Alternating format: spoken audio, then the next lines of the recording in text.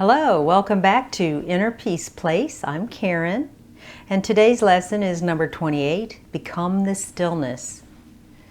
The premise for all of this work is that when we make decisions in the moment, without being overwhelmed with the past experiences we may have had, we tend to make more upward flowing decisions. And that can be decision about what you're about to say, what you're about to do, big long-term planning. So it isn't just isolated to one area. So becoming the stillness. The goal would be to still the mind. When our mind is in a state of busyness, it attracts chaotic types of energies. When your mind is in a state of flow, it attracts more peace-filled energies. So it isn't that we tell the mind to stop it. What we want to do is say, I choose to think in a less chaotic manner. So when you make that decision for yourself, then you can start working on what does attract me to lack of flow in my thoughts. When your thoughts are in a chaotic type of area or energy, it distracts you from your place of stillness. So what we want to do is say, okay, so how can I learn a new habit of slowing my chatterbox brain so that I can be aware of any energies that are flowing around me. When you're aware of these energies, then you can choose to go in those directions. When you have a chatterbox mind, you can't. You just can't feel it, you can't hear it, you can't become one with the energies that are trying to support you in a more peace-filled direction. This is a new habit. It's something that isn't natural to our upbringing. It is our natural state as a being of light, but it isn't natural to earth plane education that we receive as children. We're taught to keep a busy mind. We're taught to multitask because a person that is busy is more productive. A person that is busy is more valuable. So what we're doing with this is saying, wow, maybe being multitasked all the time isn't bringing me the joy that I want or me the peace that I want. As you learn to still the mind, because it is your natural state, it does tempt you to come back. In other words, it calls to you. So the more you practice stillness, the less effort you have to put into it to go there, because it's calling you. You have this state of remembering once you get into that type of rhythm. It is a new rhythm. And you may find that you're drawn to still the mind certain times of the day. I would listen to that.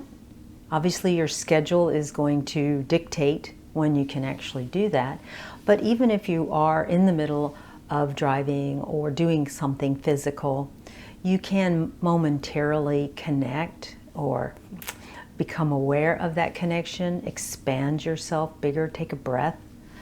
So momentarily becoming aware of your connection is very valuable.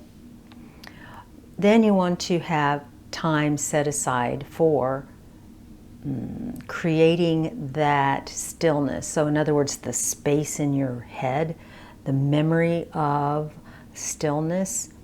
And so that would be a more dedicated blob of time. So you want to say, moment to moment, I may connect or become aware of my connection. And then once a day, once every other day, whatever you decide, I will sit and meditate, or I will garden with the intention of connecting with the Mother Earth, or I will take a walk in the woods or on the beach or down the street, and my intention is to connect. That's the important part, is you can do any of these things with a busy mind. You can even meditate with a busy mind. What we want to do is say, my intention prior to doing this activity is to still the mind. And I need and ask for my personality self/ego to assist me in that, because I want it to be a new habit. And so I'm choosing to embrace my current habit of crazy head, chaotic mind, and educating my personality self by experiencing moments, which is really what it turns out to be initially, moments of stillness. And when I experience a moment of stillness, then I can say to my ego personality self, see, this is where we're headed. This is exciting. Like you would a child. Get them all excited about something. I choose to garden today, and while I am gardening, I will connect with the higher spirit than just my little old self. And in doing that, I invite my personality self and ego to go on this adventure with me. I found that when I tried to bulldog through something, push through something, without that invitation to my personality self, it was rarely, if ever, successful. Our personality selves already have a great set of rules for us, and it's quite happy doing what it's doing. And so when we are attempting to create a new habit, you must invite the habit makers to the table. We need to understand that this is not an argument between personality and spiritualism, personality and peaceful living. It has to be a handshake. And when you tempt your personality self to seeing this beauty, this calm state, it will help you say, oh, let's go garden today, or let's go on another walk, or let's sit down to meditate. And of course, meditation is very valuable. There are teachers galore. And so what you want to do is try different meditation types until you find one that calls you, till you find one that is natural for you and your personality self. When you are in this state, it is a state of balance, harmony, wellness. So it is something that can come back and assist you in your physical form, the flow. So the stillness is truly a gift to your earth plane existence. Stillness allows you to connect in such a way to receive guidance, to understand what guidance to trust and which ones not to. For example, I had this situation myself. We've been recording these videos on an iPhone. Very well, no problem. And suddenly we realized that you can't store all of this information, 4K recording, on this little iPhone. And when we spoke to other people, they said, use a camera. So when I started investigating cameras, I got overwhelmed. No, that takes a lot of brain power. It takes all this negative talk just popped into my head, in my solar plexus. I was like, no, the iPhone was working fine. I just need to do this. And I stopped and realized that was negative self-talk. That was fear-based discussion with a perfectly valid viewpoint of, no, it's too hard, or it would open up a plethora of ways to do this. Once I realized that, I stopped and I said, okay, that was fear-based. That was my personality self. That was my past. Love, spiritual guidance, powerful stillness does not ever say, don't do, no, no, no, no. It'll give new suggestions of a different way perhaps, but it's not ever based in fear.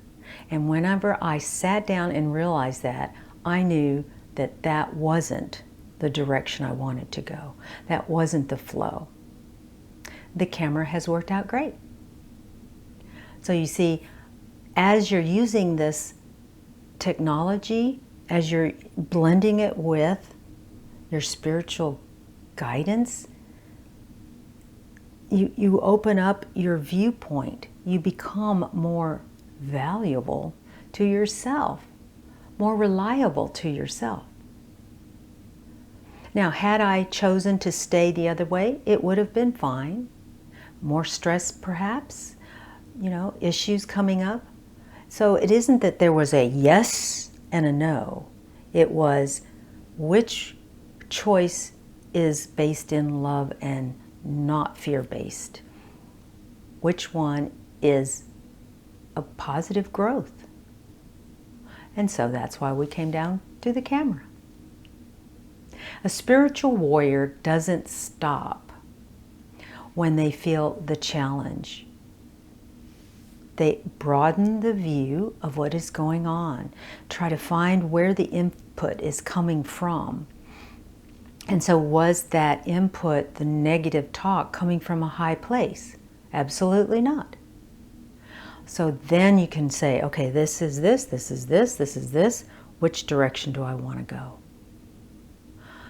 A spiritual warrior is a person that is able to be in the moment and understands that this development of a new habit takes time, takes persistence, and most importantly, self-love.